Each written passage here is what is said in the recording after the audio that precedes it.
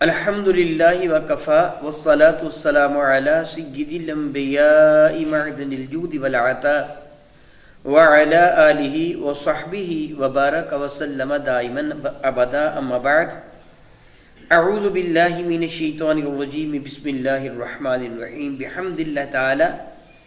کہ رب ذوالجلال کے احسان اور کرم سے آج آپ کا سبق شروع ہوگا سورہ زمر شیفہ سے۔ سورہ زمر شیفہ 23ویں پارہ میں یہ مکہ مکرمہ میں نازل ہوئی۔ اس کی 75 آیات مبارکہ اور اس کے 8 رکوع ہیں۔ ترتیب کے اعتبار سے یہ 39ویں نمبر پر ہے۔ ربی ذوالجلال اشارہ گرامی قدر فرماتے ہیں بسم اللہ الرحمن الرحیم تنزیل الکتاب من اللہ العزیز الحکیم۔ تنزیل الکتاب، اس کتاب کو آہستہ آہستہ بتدریج نازل فرمایا گیا، من اللہ رب ذوالجلال کی جانب سے، وہ اللہ جو ان صفات عالیہ کا مالک ہے کہ العزیز الحکیم، جو غالب بھی ہے اور حکمت والا بھی ہے۔ کتب سابقہ رب ذوالجلال نے بیک عطا فرمائی، جس طرح حضرت سیدنا موسیٰ کلیم اللہ علی نبینا علیہ السلام تورات لینے کے لیے کوہ طور پہ تشریف لے گئے، بارگاہ رب العزت میں حاضری دی اور 40 روز و شب رب کائنات جل وعلا کی عبادت میں صرف فرمائے۔ پھر اللہ کے کائنات جل وعلا نے تورات کو بیک زبرجد کی لکھی ہوئی تختیوں پر آپ کو عطا فرما دیا۔ قرآن مجید فرقان کو رب کائنات جل وعلا نے بیک نازل نہیں فرمایا، بلکہ 23 سال کے عرصہ میں رب ذوالجلال نے اس کو نازل فرمایا ہے، بتدریج نازل فرمایا۔ اس کا آہستہ آہستہ نازل فرمانا یہ امت مسلمہ پر رب ذوالجلال کا ایک بہت بڑا احسان، بہت ہی بڑا احسان تھا۔ تورات کو بیک نازل فرمایا گیا اور اس کے مشکل احکامات جو تھے بنی اسرائیل کے لیے ناقابل قبول تھے، یہاں تک کہ ان لوگوں نے یہ کہہ دیا لن نؤمن لک حتی نری اللہ جہرۃ، اے موسیٰ ہم اتنے سخت احکامات پر عمل نہیں کر سکتے، تجھ پر یقین نہیں لاتے، حتی نری اللہ جہرۃ، جب تک ہم رب کو کھلم کھلا نہیں دیکھ لیتے۔ یعنی رب براہ راست ہمیں یہ حکم دے گا پھر تو ہو سکتا ہے مان جائیں، تیرے توسط سے ہم ماننے کے لیے تیار نہیں۔ رب کائنات جل مجد کریم نے میرے اور آپ کے کریم آقا کو قرآن مجید فرقان میں 23 سال میں تھوڑا تھوڑا کر کے عطا فرمایا۔ جو حکم میرے نبی کے حوالہ سے رب کائنات جل حکیم امت مسلمہ کو عطا فرماتا چلا گیا، صحابہ کرام سر تسلیم خم کرتے چلے گئے۔ بحمد اللہ تعالیٰ ثم الحمد اللہ تعالیٰ 23 سال کے عرصہ میں قرآن مجید فرقان میں کو نازل فرمایا گیا۔ اس میں بعض احکامات ایسے تھے کہ جن کو منسوخ فرما دیا گیا، جس طرح رب کائنات جل وعلا خود قرآن عظیم میں فرماتا ہے ما ننسخ من آیت اور ننسیہا نأتی بخیر منہا او مثلہا، ہم کسی آیت کو منسوخ نہیں کرتے اور نہ آپ کے ذہن اکثر سے اس کو واپس لیتے ہیں، مگر یہ کہ اس کی مثل اس سے اعلیٰ مزید عطا فرما دیتے ہیں۔ یعنی بعض احکامات جو ابتدا میں ارشاد فرمائے گئے ان میں تھوڑی ترمیم فرما دی گئی، جس طرح سارے کے سارے اس بات سے بخوبی واقف ہیں نمازیں ابتدا میں کتنی تھیں اور پھر بعد میں کس طرح رہ گئیں، روزوں کی پہلی حالت کیا تھی پھر بعد میں کیا ہو گیا۔ ابتدا میں صرف کلمہ طیبہ تھا، پھر معراج کے بعد نماز فرض ہوئی، پھر مدینہ طیبہ میں میرے کریم آقا کے تشریف لانے کے بعد رب کائنات جل روزے اور زکوٰۃ فرض فرمائے، پھر جہاد بھی فرض ہوا اور سب سے آخر حج فرض ہوا۔ یعنی یہ بتدریج احکامات نافذ ہوئے۔ ان کے لیے آسانی یہ ہوگی کہ لوگوں کے لیے ماننا بہت ہی زیادہ آسان اور سہل ہو گیا۔ اس لیے میں نے کہا کہ یہ رب کائنات کا بہت بڑا احسان ہوا کہ قرآن کریم کو رب کائنات نے بتدریج نازل فرمایا۔ جب قرآن مجید فرقان میں کے سارے احکامات مکمل ہو گئے تو پھر رب کائنات نے آخر میں ارشاد فرما دیا الیوم اکملت لکم دینکم، آج تمہارا دین تم پر مکمل کر دیا گیا ہے۔ وَأَتْمَمْتُ عَلَيْكُمْ نِعْمَتِي، اور میں نے ساری نعمتیں اے محبوب مکرم علیہ السلام آپ پر تمام فرما دی۔ وَرَضِيتُ لَكُمُ الْإِسْلَامَ دِينًا، اور میں تمہارے لیے دین اسلام پر راضی ہو گیا۔ گویا پھر تکمیل اسلام ہو گئی۔ اور یہ بھی کہ پہلے جتنے بھی ادیان تھے، مذاہب تھے، وہ مذاہب اس زمانے کے لیے تھے، جس زمانے کی جانب، جس علاقہ، جس قریہ کی جانب وہ نبی تشریف لائے، اس لیے بیک ان کو عطا فرما دیے گئے۔ چونکہ قرآن عظیم کو قیامت تک باقی رہنا تھا اور میرے کریم آقا کسی خاص بستی کی جانب، کسی خاص قوم یا قریہ کی جانب نہیں تشریف لائے، بلکہ خود فرماتے ہیں ارسلت الی الخلق کافہ، رب کائنات نے مجھے پوری مخلوق کا رسول بنا کے بھیجا ہے، کیونکہ میرے اور آپ کے آقا کا دین متین قیامت تک باقی رہنا تھا۔ یہ احکامات کبھی بھی منسوخ نہ ہونے تھے اور ان میں کبھی بھی ترمیم نہ ہونی تھی۔ یہ مکمل ترین دین صبح قیامت تک باقی رہنا تھا، اس لیے اللہ تعالیٰ نے اس کو بتدریج نازل فرمایا اور مکمل ترین طریقے سے نازل فرمایا، اس لیے کہ اللہ عزیز بھی ہے اور حکیم بھی ہے، غالب حکمت والا ہے۔ وہ جو کرتے ہیں، جب کرتے ہیں، جیسے کرتے ہیں، جس قدر کرتے ہیں، جس انداز سے کرتے ہیں، وہ حق ہی فرماتا ہے، اس کا کوئی بھی فعل حکمت سے خالی نہیں ہوا کرتا۔ اگر پہلے انبیاء کو اللہ تعالیٰ نے وہ ادیان عطا فرمائے جو بعد میں منسوخ ہو جانے تھے، یہ بھی اس کی حکمت تھی۔ اگر وہ نبی کسی قریہ، کسی بستی، کسی علاقے کی جانب بھیجے تو وہ بھی اس کی حکمت تھی۔ اگر میرے نبی کو پوری کائنات کا نبی بنایا تو یہ بھی اللہ کی حکمت ہے۔ اگر قرآن پاک کو بتدریج نازل فرمایا تو یہ بھی اس کی حکمت ہے، اس کا کوئی بھی فعل حکمت سے خالی نہیں ہے، وہ غالب حکمت والا ہے۔ ارشاد گرامی قدر فرماتے ہیں انا انزلنا الیک الکتاب بالحق، انا یہ بات شک و شبہ سے بالاتر ہے، حرف تحقیق ہے، تحقیق بالتحقیق، انزلنا ہم نے نازل فرمایا، سبحان اللہ تعالی و بحمدہ۔ پہلی آیہ مبارکہ میں رب ذوالجلال نے یہ نہیں فرمایا کہ ہم نے نازل کیا، بلکہ فرمایا یہ اللہ کی جانب سے نازل کیا گیا ہے۔ اور اب چونکہ کفار مکہ کو ایک اعتراض تھا کہ اگر یہ کتاب فصاحت و بلاغت کا بلا شرکت غیر ایک شاہ سوار ہے، اس کا مقابلہ نہیں کیا جا سکتا۔ قرآن مجید فرقان کا وہ چیلنج کل بھی تھا، آج بھی ہے، صبح قیامت اب یہ چیلنج باقی رہے گا کہ فَأْتُوا بِسُورَةٍ مِّن مِّثْلِهِ وَادْعُوا شُهَدَاءَكُم مِّن دُونِ اللَّهِ إِن كُنتُمْ صَادِقِينَ۔ اگر تم اپنے دعویٰ میں سچے ہو کہ قرآن حق نہیں ہے، یہ رسول رحمت صلی اللہ علیہ وسلم اپنی طرف سے یہ کتاب بنا رہے ہیں، تو تم کو چیلنج ہے، فَأْتُوا بِسُورَةٍ مِّن مِّثْلِهِ، لاؤ اس کی مثل، کوئی ایک صورت، ایک بندہ اکٹھا ہو کے نہیں، 10-12 بندے نہیں، وَادْعُوا شُهَدَاءَكُم مِّن دُونِ اللَّهِ، اللہ کے مقابلہ میں اپنے سارے حمایتی اکٹھے کر لو، سارے گرو گھنٹال سر جوڑ کر بیٹھ جاؤ، زندگیاں برباد کر دو، قرآن کریم کا مقابلہ کرتے ہوئے تم اس کی مثل نہیں بنا سکتے۔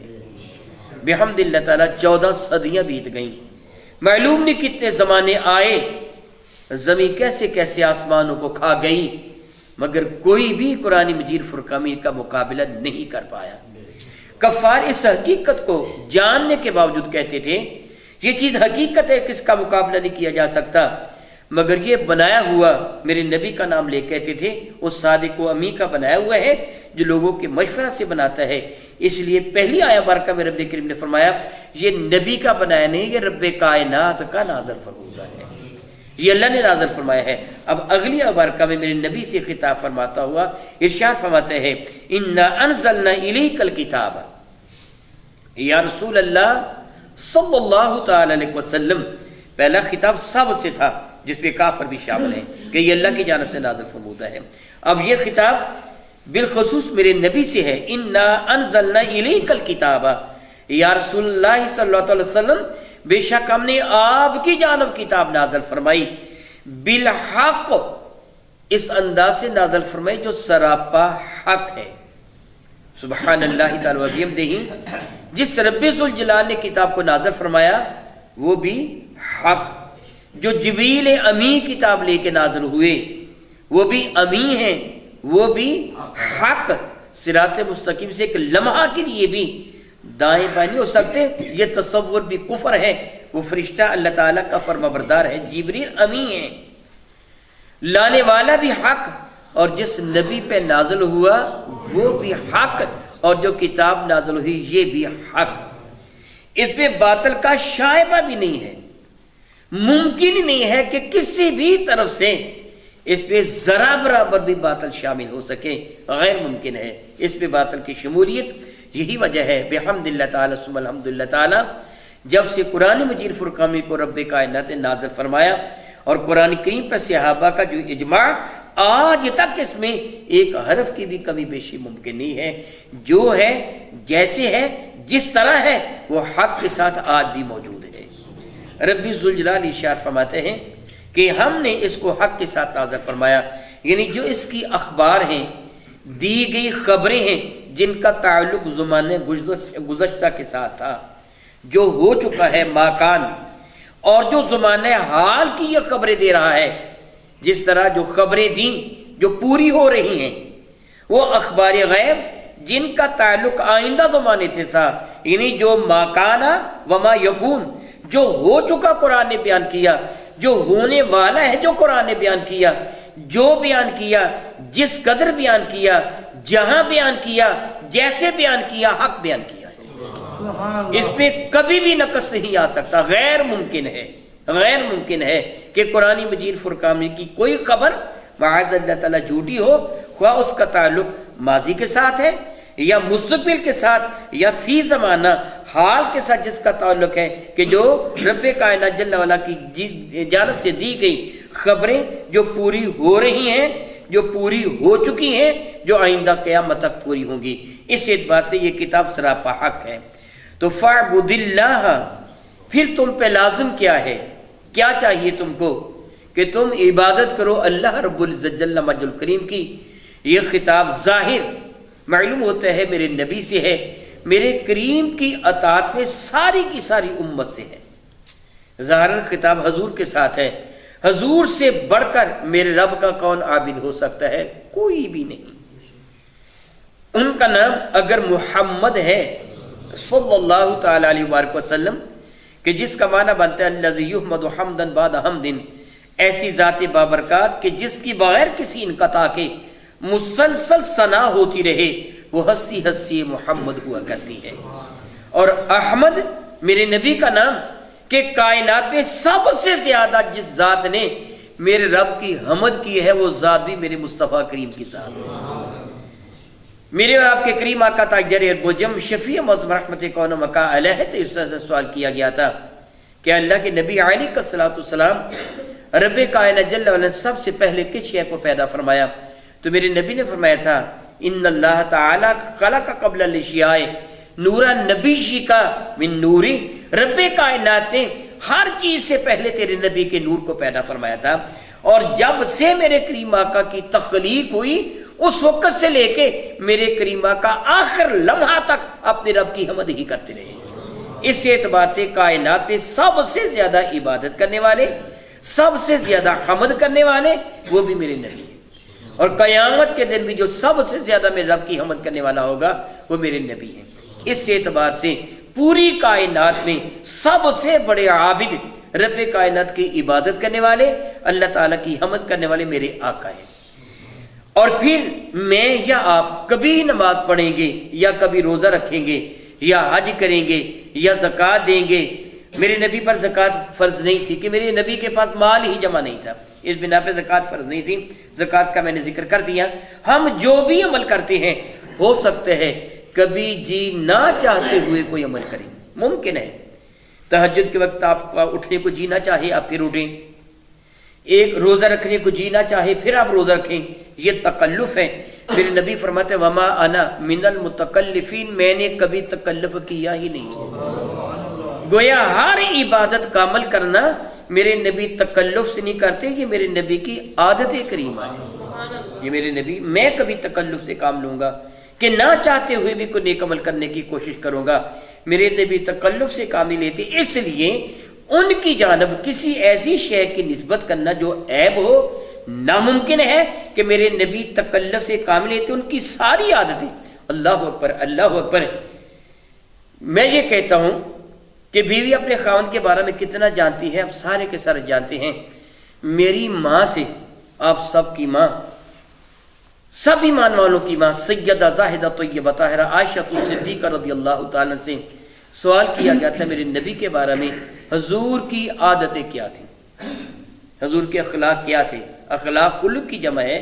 خلق و جبلت اس عادت کو کہا جاتا ہے جو رب کائنات کی جانب سے ودیت کی جاتی ہے۔ آنکھوں کا اخلاق دیکھنا ہے، کانوں کا اخلاق سننا ہے، زبان کا اخلاق بولنا، اور کھانا وغیرہ سمیٹنا، ہاتھوں کا اخلاق پکڑنا، یہ جو عادت رب کائنات نے جبلی طور پر عطا فرمائی ہیں وہ اخلاق کے زمرہ میں آتی ہیں۔ سید عائشہ صدیقہ سے پوچھا گیا تھا حضور کی عادتیں کیسی تھیں، آپ نے بڑا جامع جواب دیا تھا، کان خلقہ القرآن، حضور کی ساری عادتیں ہی قرآن تھیں، یعنی ان کی اپنی عادتیں۔ رب کائنات ان کے لیے کیا فرماتے ہیں، وما ینطق عن الہویٰ ان ہوا الا وحی یوحیٰ، میرے نبی اپنی مرضی سے بات بھی نہیں کرتے۔ میں گفتگو کروں گا، میری گفتگو میں غلطی آنا ممکن ہے، میری زبان سے ٹوٹے پھوٹے الفاظ نکل سکتے ہیں، میں نہ چاہوں میرا دھیان کسی اور طرف چلا جائے، میری زبان سے کوئی ایسا کلمہ نکل سکتا ہے جو میں نکالنا نہیں چاہتا تھا مگر میری زبان سے نکل گیا، یہ میرا عیب ہے، یہ میرا نقص ہے، میرے نبی کی زبان ہی رب کائنات کے کنٹرول ہے۔ وما ینطق عن الہویٰ، اس لیے ظاہر خطاب ان سے ہے، فاعبد اللہ، تم اللہ کی عبادت کرو، وہ تو کرتے ہیں، مگر ظاہر خطاب ان سے فرما کر امت کو احساس دلایا گیا ہے عبادت کرو اپنے رب کی، کس طرح، مخلصاً لہ الدین، خالص الخالص اس کے فرما بردار بن کے اس کی عبادت کرو۔ میرے نبی سے زیادہ میرے رب کا کوئی فرما بردار نہیں، کائنات میں جتنے بھی سراپا اخلاص ہیں میرے کریم آقا کے غلاموں کی قدموں کی خیرات، میرے کریم آقا سے بڑھ کر اخلاص والا کون ہو سکتا ہے؟ ظاہر خطاب میرے نبی سے ہے، مگر اس سے مراد قیامت تک آنے والے وہ مسلمان ہیں، کیونکہ میرے نبی کی ذات کو رب کائنات نے لقد کان لکم فی رسول اللہ اسوۃ حسنہ کہہ کے ہمارے لیے ایک مینارہ نور قرار دے دیا، فرمایا کہ تم اخلاص کے ساتھ اپنے رب کی عبادت کرو۔ وہ عبادت جس میں اخلاص نہ ہوگا، ریاکاری ہوگی، رب کائنات اس کو منہ پہ دے مارے گا، معاذ اللہ تعالیٰ سماد اللہ تعالیٰ۔ اگر اس پہ شرک جلی ہو گیا، اللہ یاد باللہ تعالیٰ کہ اللہ تعالیٰ کی ذات اور صفات میں اگر کسی کو شریک کر لیا تو یہ شرک جلی کفر بدترین ظلم ہو گیا،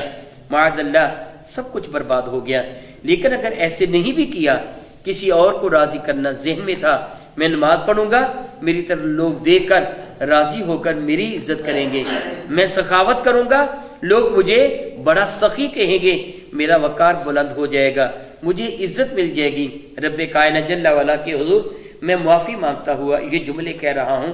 آج کل ہم ریاکاری کا شکار ہیں۔ میرے قریب نے فرمایا تھا میں اپنی امت پر شرک جلی کا خوف تو نہیں کرتا، صحیح مسلم کی حدیث مبارکہ ہے،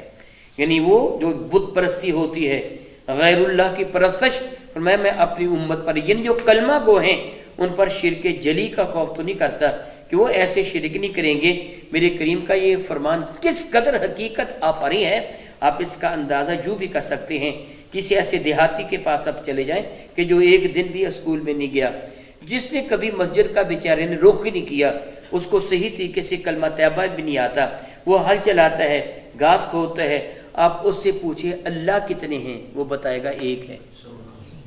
وہ کہے گا ایک ہے۔ آپ اس سے پوچھو اس کا کوئی شریک ہو سکتا ہے، اس کا کوئی بیٹا بیٹی بھائی ہو سکتا ہے، وہ سختی سے انکار کر دے گا، نہیں میرا رب ایک ہے، اس کا کوئی شریک نہیں ہے۔ میرے نبی نے فرمایا تھا میری امت جو کلمہ طیبہ پڑھنے والے مشرک نہیں بنیں گے،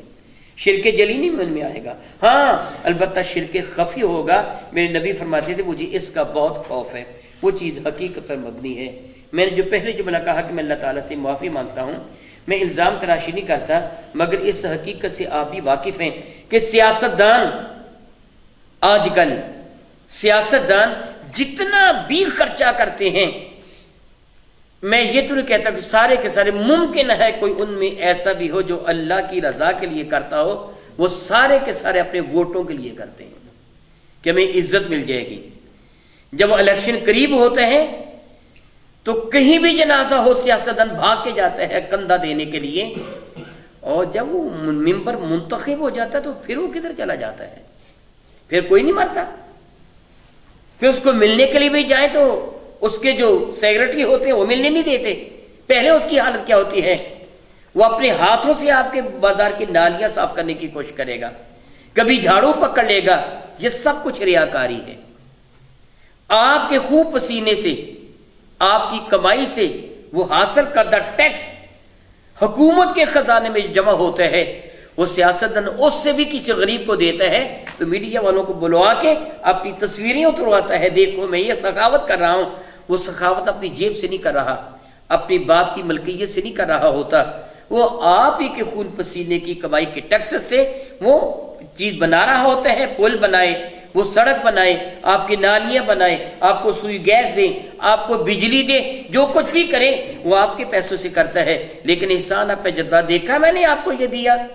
گویا رب کی رضا کی خاطر نہیں، وہ اپنی ذات کی خاطر سب کچھ کرتا ہے۔ اور یہ ہمارے اندر بیماری عموماً پائی جاتی ہے، ہم چاہتے ہیں کہ ہم کوئی چیز تقسیم کریں، غریبوں کو دیں تو لوگ راضی ہو جائیں، اور یہ کتنا بڑا نقصان ہے اس کا اندازہ آپ کو اس بات سے ہو جائے گا۔ میرے اور آپ کے کریم آقا رب ذوالجلال کے محبوب حضور رسول رحمت صلی اللہ علیہ وسلم نے ارشاد فرمایا قیامت کے دن جب بندوں کا حساب لیا جائے گا، ابتدا میں رب کائنات جل والا 3 ایسے اشخاص کو لائے گا جن میں ایک عالم دین ہوگا، قاری صاحب ہوگا۔ میں حدیث برکہ کا ترجمہ نہیں آپ کو سناؤں گا، میں مفہومی حدیث آپ کے سامنے ذکر کروں گا۔ تقدم و تاخر کی پابندی کیے بغیر ایک شخص کو لایا جائے گا جو ظاہر قاری صاحب ہوگا، عالم دین ہوگا، رب ذوالجلال سے ارشاد فرمائے گا میں نے تجھ کو انعامات سے نوازا۔ دیکھیے اللہ تعالیٰ نے ہم سب کو نعمت عطا فرمائی ہیں، یہ آنکھوں کی نعمت، یہ کانوں کی نعمت، یہ قوت گویائی کی نعمت، یہ حواس خمسہ، یہ سارے حواس عطا فرمائے، صحت و تندرستی کی دولت عطا فرمائی، سب سے بڑھ کر نعمت یہ عطا فرمائی ہم کو ایمان کی دولت عطا فرمائی۔ الحمدللہ تعالیٰ ثم الحمدللہ تعالیٰ۔ نعمتیں کتنی ہیں نہیں گنی جا سکتی، میں نہیں کہتا، رب کائنات ارشاد فرماتا ہے وَإِن تُعُدُّوا نِعْمَتَ اللَّهِ لَا تُحْصُوهَا، اگر تم اپنے رب کی نعمتوں کو گننا چاہو تو غیر ممکن ہے اپنے رب کی نعمتوں کو گن سکو۔ رب ذوالجلال اس قاری صاحب، اس عالم دین کے سامنے اپنی بعض نعمتوں کا تذکرہ کرنے کے بعد ارشاد فرمائے گا تو بتا تو نے میری ان نعمتوں کے صلہ میں، ان کے بدلہ میں میرا کیا شکر ادا کیا ہے؟ وعرض کرے گا مولا تعالیٰ میں نے اپنی زندگی کے روز و شب تیری رضا کی خاطر کھپا دیے تھے، بہت محنت کی تھی میں نے تیرے دینی متین کو پھیلانے کے لیے، اور یہ دین کا یہ پھیلانا، تبلیغ کرنا کتنا زیادہ اہم ترین کام ہے۔ مشہور حدیث سے، طویل حدیث سے برکہ ہے، خلاصہ اس کا یہ بنتا ہے جو شخص علم دین سیکھنے کے لیے اپنے گھر سے قدم اٹھاتا ہے، ابھی عالم نہیں بنا، بسم اللہ الرحمن الرحیم پڑھنا چاہتا ہے، علی بات آسا پڑھنا چاہتا ہے، میرے کریم آقا کے ارشاد گرامی قدر کا مفہوم بنتا ہے۔ سیدنا ابی دردہ اس کے راوی ہیں اور سیکنڈ راوی حضرت سیدنا کثیر بن قیس ہے۔ میرے نبی نے فرمایا جو شخص علم دین سیکھنے کے لیے اپنے گھر سے قدم اٹھاتا ہے رب کائنات کے فرشتے اس کی رضا کے لیے اپنے پر پھیلا دیتے ہیں، اس کا ہر قدم جنت کی طرف اٹھتا ہے۔ ایک روایت پہ تفسیر کبیر میں ہے کہ جتنے قدم اٹھا کے آتا ہے اور جتنے قدم اٹھا کے جاتا ہے اللہ تعالیٰ ہر قدم کے بدلہ میں 1 سال کی عبادت اس کے نام اعمال میں درج فرما دیتا ہے۔ کتنا اجر میسر آ جاتا ہے ایک طالب علم کو، پھر عالم دین کا مرتبہ کتنا بڑا ہوگا۔ قیامت کے دن جب عالم دین جنت میں داخل ہونا چاہے گا رب کائنات اسے روک لے گا، ارشاد فرمائے گا تو تنہا جنت میں نہ جا میدان معاشر میں جس کو تیرا جی چاہتا ہے ان کو اپنے ساتھ لے کے جنت میں آ، اجازت شفاعت دی جائے گی۔ کتنا بڑا درجہ ہے۔ وہ شخص کہے گا میں عالم بنا تھا، میں نے علم سیکھا تھا اور دن رات میں نے کھپا دیے تیری راہ میں تبلیغ دینی متین کی خاطر، تو رب کائنات فرمائے گا تو جھوٹا ہے بدبخت، اے بد نصیب تو جھوٹا ہے، تو نے علم اس لیے سیکھا تھا، تو دنیا کے سامنے اس لیے تقاریر کیا کرتا تھا تاکہ لوگوں میں تیری عزت بنے، یعنی دنیا کی دولت حاصل کرے، تو دنیا میں تیرا وقار بنے، دنیا والے تجھے علامہ فہامہ مفتی فقیہ العصر نابغہ روزہ معلوم نہیں کیا سے کیا کچھ کہیں، جو تو نے چاہا تھا وہ دنیا میں تجھ کو مل گیا، وہ لا جو میری رضا کی خاطر تو نے کیا ہے، میرے لیے کیا کیا ہے، تو سب کو تو دنیا کے لیے کیا۔ اللہ کی کہنا فرمائے بد نصیب کو پکڑ کر منہ کے بل گھسیٹتے ہوئے فرشتوں جہنم میں ڈال دو، اس کو جہنم میں ڈال دیا جائے گا۔ اس کے بعد ایک ایسے شخص کو لایا جائے گا کہ جس کے زندگی کے روز و شب اس طرح بیتے تھے کہ رب کائنات نے جو اسے مال و دولت دیا تھا اس سے اللہ کی راہ میں پانی کی طرح بہایا تھا۔ رب کائنات کے حضور عرض کرے گا میرے مولا جب رب کریم فرمائے گا بتا تو نے میری نعمتوں کا شکر کیا ادا کیا ہے، وہ عرض کرے گا مولا تو نے مجھے مال و دولت دیا تھا، زمانہ جانتا ہے میں نے اس مال و دولت کو پانی کی طرح تیری راہ میں بس صرف کیا، میں اس پر سانپ بن کے نہیں بیٹھا، غریبوں کے روزینے، بیواؤں کے لیے روزینے، یتیموں مسکینوں کو میں نے خرچہ کیا، روزانہ اتنا خرچہ کیا کرتا تھا، دنیا میں دھوم مچی ہوئی تھی اس کی سخاوت کی۔ رب کائنات کے دربار میں پیش ہوگا خلاق کائنات جو دلوں کی کیفیت سے واقف ہے۔ اس وقت میرے دل کی حالت کیا ہے میرا اللہ جانتا ہے، آپ کے دل کی حالت کیا ہے میرا اللہ جانتا ہے۔ اس کی عزت کی قسم اتنا میں بھی اپنے بارے میں نہیں جانتا جتنا میرے بارے میں میرا اللہ جانتا ہے، وہ جانتا ہے کس کی حالت کیا ہے۔ وہ فرمائے گا تو جھوٹا ہے، اے بدنصیب تو نے یہ سب کچھ اس لیے کیا تھا تاکہ دنیا میں تجھے شہرت میسر آ جائے، جس طرح میں نے کہا کہ ووٹیں مل جائیں، دنیا میں تو چوہدری بن جائے، دنیا میں تیری عزت بن جائے، دنیا میں تیرا وقار بن جائے۔ وہ دنیا میں تجھ کو مل چکا ہے، اب میرے حضور تیرے لیے کچھ بھی نہیں، فرشتوں پکڑو اس کو بھی جہنم میں ڈال دو، اس کو بھی منہ کے بل گھسیٹ کر جہنم میں ڈال دیا جائے گا۔ اور پھر ایسے شخص کو پیش کیا جائے گا کہ جو غازی تھا، جو مجاہد تھا، جو شہید بھی ہوا تھا، اس سے بھی رب کائنات فرمائے گا میں نے تجھے اپنی نعمتیں دی تھیں، بتا شکرانے نعمت کے طور پر تو نے کیا کیا۔ ورز کرے گا مولا تعالیٰ میں نے اپنی سب سے قیمتی متاع اپنی جان بھی تیری راہ میں قربان کر دی۔ اللہ فرمائے گا تو جھوٹا ہے، میں جانتا ہوں تو نے لڑائی اپنی خاطر کی تھی، اپنے آپ کو بہادر کہلوانے کے لیے، اپنی شہرت کی خاطر تو نے یہ سب کچھ کیا تھا، میرے لیے نہیں کیا تھا۔ فرشتوں پکڑو اس کو بھی جہنم میں ڈال دیا جائے گا منہ کے بل گھسیٹ کر۔ سوچئے ذرا جو اعلیٰ ترین اعمال تھے اگر ان میں ریاکاری ہو گئی تو وہ بھی برباد ہو جائیں گے، تو عام اعمال کی حالت کیا ہوگی؟ اس لیے حق یہ ہے کہ عمل کریں تو مخلصا لہ الدین، اللہ کی رضا کی خاطر خالص اس کے ہو کر۔ ضمن میں ایک روایت آپ کے سامنے ذکر کر دیتا ہوں تاکہ آپ کے لیے سمجھنا نسبتاً آسان ہو۔ سیدنا ابی ہریرہ رضی اللہ تعالیٰ عنہ ارشاد فرماتے میں اپنے گھر میں تھا اور اپنے گھر میں نماز ادا کر رہا تھا، کسی بندے نے دروازہ کھٹکھٹایا اور پھر وہ اندر آ گیا۔ غالباً ابی ہریرہ اپنے گھر میں اکیلے ہوں گے یا اس وقت تک فتح کی آیات مبارکہ نازل نہ ہوئی ہوگی کہ آپ کی والدہ ماجدہ تو تھیں، زندہ تھیں، اور عین ممکن ہے وہ شخص ابی ہریرہ کے ہاں اس قدر قریبی آنے جانے والا ہو کہ وہ اندر آ جاتا ہو۔ بہرحال ابی ہریرہ فرماتے میں نماز پڑھ رہا تھا، جب وہ آیا تو میں اپنے گھر میں نماز پڑھ رہا تھا، جب وہ آیا تو دیکھ کر میں خوش ہو گیا، یعنی یہ جان کر، دیکھنے سے مراد جان کر کہ فلاں آیا ہے، میں دل میں خوش ہو گیا کہ بہت اچھا ہوا یہ آ گیا ہے، اب اس نے مجھ کو نماز پڑھتے ہوئے دیکھا ہوگا، یہ باہر جا کے کہے گا یار ابو ہریرہ مسجد میں ہی نماز پڑھتا تنہا، یہ تو اپنے گھر میں بھی نمازیں پڑھا کرتا ہے، میری عزت بن جائے گی، میرا وقار بن جائے گا۔ میرے دل میں یہ خیال پیدا ہوا، اللہ اکبر، وہ لوگ کتنے سچے تھے، اللہ سے کتنا ڈرنے والے تھے۔ ابو ہریرہ میرے نبی کے دربار میں حاضر ہو گئے، یا رسول اللہ علیہ السلام ایسے ایسے کر کے ہوا، میں گھر میں نماز پڑھ رہا تھا، فلاں صاحب آ گئے، میرے دل میں یہ خیال پیدا ہو گیا، ارشاد فرمائے کہیں میری نماز ضائع تو نہیں ہو گئی۔ اللہ اکبر، کتنے سچے وہ لوگ تھے۔ یا رسول اللہ کہیں میری وہ نماز برباد تو نہیں ہو گئی؟ میرے قریب نے جواب دیا تجھے دگنا ثواب ہو گیا ہے، ایک تنہائی میں عبادت کرنے کا اور دوسرا ایک ایمان والے کے گواہ ہو جانے کا، وہ تیری عبادت پر گواہ ہو گیا۔ اس لیے یاد رکھیے یہ نسخہ ہمیشہ ذہن نشین کر لیجیے، جب بھی کبھی آپ نیکی کا کام کریں اور دل میں یہ خیال پیدا ہو کہ اب لوگ بڑے خوش ہو گئے ہیں، میں اپنی بات کرتا ہوں، میں درس حدیث مبارکہ دیتا ہوں، درس قرآن دیتا ہوں، تقریر کرتا ہوں، کبھی دل میں خیال پیدا ہو جائے کہ بہت اچھی تقریر، لوگ بڑے راضی ہوئے ہیں، مجھے فوراً اپنے رب کی جانب رجوع کرنا چاہیے، مولا ابلیس لعین میری نیکی کو برباد کرنا چاہتا ہے، میں تیرے حضور توبہ کرتا ہوں، ابلیس کو ذلیل کر دے، میری نیکی کو قبول فرما لے۔ جب بھی کبھی کوئی نیک عمل آپ کریں،